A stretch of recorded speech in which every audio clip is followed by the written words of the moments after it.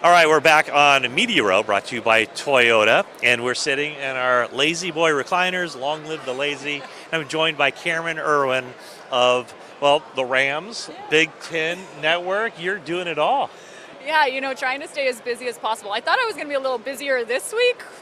Unfortunately, my Rams didn't make it into the Super Bowl, but that NFC Championship game, that one is still a little sour in my heart. Yeah, well, Camryn, we cover the 49ers here at I NBC know. Sports Bay So Area. we're both sour. So I don't think the people watching this will feel too sorry for you. I know, it's fair enough. By the way, 49ers, Rams, week 1. Oh, my goodness. Melbourne, Australia. How about that? It's going to be fantastic. I know when that was announced in terms of the Rams heading over to Australia, everybody in the organization was just so thrilled, and especially considering you're going to get a chance to host and really play into, the Australian culture, and what a great people and a fan base to be able to pull over. I'm just hoping we can pull over some of those rugby fans into the game of football. It's a 16-hour flight from San Francisco or LA to Melbourne, so that's going to take its toll on the teams. It is, but you know what? There's one thing that I've learned about the Rams is the fact that we have an incredible medical staff that has just found some really unique ways to be able to get the guys ready to go depending on those flights,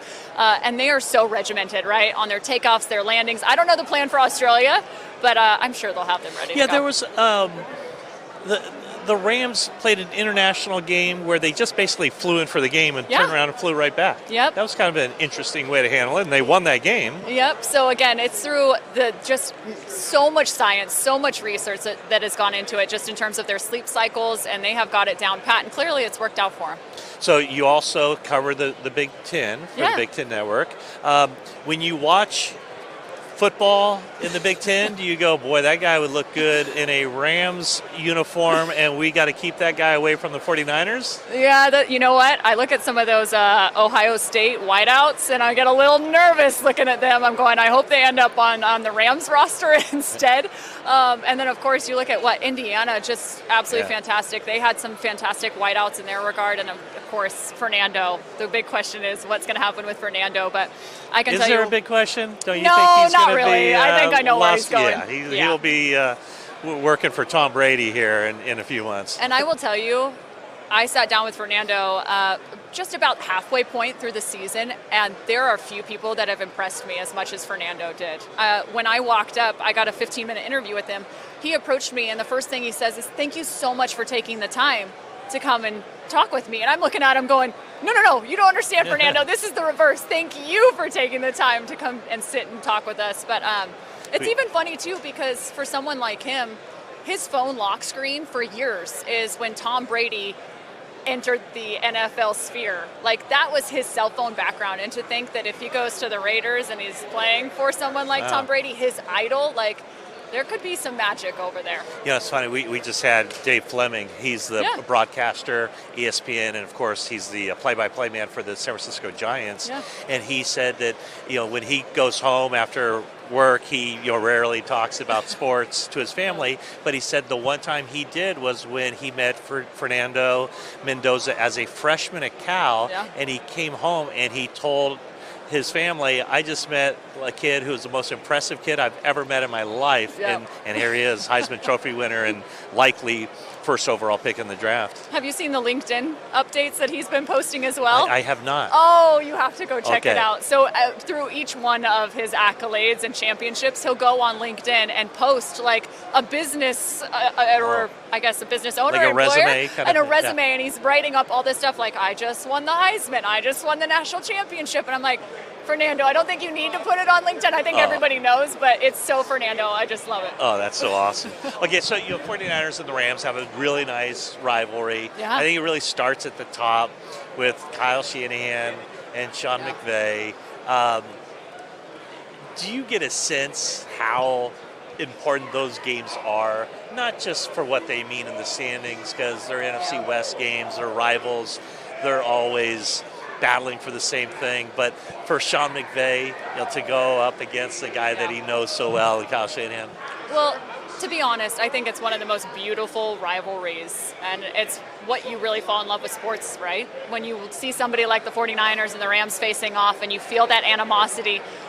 The interesting thing with these two organizations, there's still so much mutual respect, especially between Kyle and Sean, and you just consider all the different pieces that are now going to be overlapping, specifically in the NFC West, and the coaching hires, and the chess match that takes place when these two guys face off. Like, there's the brutality of it, right? Yeah. But there's also the game within the game and the strategy, and to watch those two guys go to war is one of the most intensive and enjoyable things as a sports fan. Sometimes I just have to take a step back and sit and go, what are we watching? Like, how fantastic is this? And especially you think about the two matchups this year, like, of course, splitting, but wild matchups. Yeah, the game week 5 at SoFi, of course, where the 49ers win that game in dramatic fashion.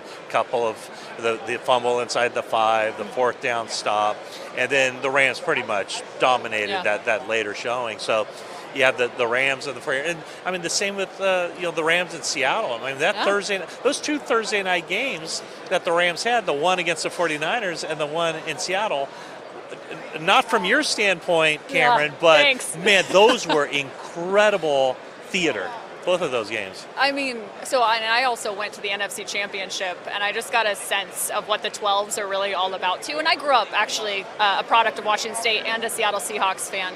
But when you look at the NFC West, whether it's the 49ers or the Seahawks or the Rams, like 3 organizations that have just been built on complete dominance, mutual respect, and it's funny to see them and their continued elevation. I think it's only going to get stronger, especially when you look at the rosters. Yeah. And the Cardinals now in great hands as well, with LaFleur heading that direction. So I think the NFC West know him very well. is only just going to grow that much further. Okay, so next season, we're already starting to talk about next season. I know. The Super Bowl hasn't because happened our yet. seasons are over, right? Exactly. Super Bowl, what? What else is there to talk about? Seattle looks like they're in really good shape. Yeah. Roster-wise, contracts, their coaching staff, although they're losing their offensive coordinator to the Raiders. Yeah. The Rams are in good shape too, except for the quarterback. He's up there, although it didn't look like he was up there this year. He was up there in MVP. Maybe not the longevity just on paper that maybe the Seahawks would have. Then the 49ers going through some stuff too. What do the Rams and the 49ers have to do to overtake Seattle to make sure that Seattle doesn't turn this thing into a dynasty? That's a great question. You know what? I'm going to start with our QB1. I think if we can keep Matthew Stafford for that extra year, I mean, that's going to be the ultimate building block for the Rams. It's also great to see, Sean and Les Snead signed at the extension. So from a leadership standpoint, like, we're set moving into the future, which is fantastic. Yeah. And if there's another thing I've learned about Les's ability and Sean's ability in the draft, it's that they're going to make some big-time moves, some power moves. We have 2 first-round picks, which is going to be fantastic. So the reload for the Rams, I think, is going to be really helpful. We've got a young defense that has been superb. I think their contract extensions is where there's a lot of question marks for us, and being able to hang on to those guys, I think, is going to be pivotal. But if we can maintain some of those offensive weapons and especially Matthew Stafford, I think that's going to be one of the biggest differences. And then, for Seattle, they have a lot of great pieces. And I think what stands out to me about Seattle is when you came into this season, you're going, it's really hard to name a guy on their defensive roster. By the end of the season, I mean, they created their own chemistry, and it truly speaks to, like, the team development, right? Not just skill set, but, like, what you can do when you all are aligned, have the right work ethic, and build upon that. And they created such a beautiful identity on that Seahawks defense. So I'm sitting there going, like, can we continue to build those same building blocks with the Rams or the 49ers to be able to overtake a team like that? But they're going to be dangerous for years to come. What do you expect to see Sunday in Super Bowl 60? I think Seattle's going to take it. They are the most complete team that I have seen in the NFL this season. Yeah. I mean, you look around, not just offense, defense, their special teams have been fantastic. Yeah. I hate to say it because special teams in the NFC Championship hit us a little hard, so that was painful. And for the 49ers in the divisional round. I know, same thing. And so, I look at Seattle and I just think such a complete team. I might be tending that direction. Yeah. So. Hey, Camryn, thank you so much for joining us. Thanks for having me. It's been a pleasure.